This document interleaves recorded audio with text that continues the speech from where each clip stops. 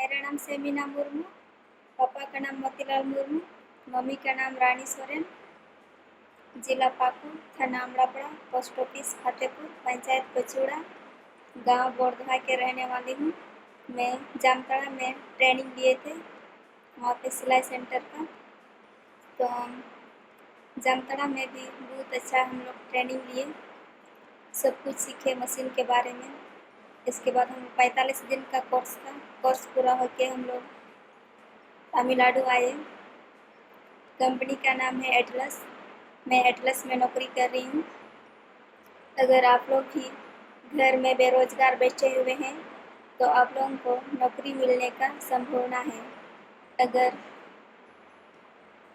यहाँ पे हम लोग हॉस्टल में रहते हैं, खाना पीना सब कुछ अच्छा है और सब कुछ मतलब रहने का सुविधा है, पानी के लिए सब कुछ अच्छा है, पूरा सुविधा हम लोगों को मिला है, कुछ तकलीफ नहीं है। तो आप लोग अगर नौकरी करना चाहते हैं तो कल्याण गुरु को रोजगार देने के लिए तैयार हैं।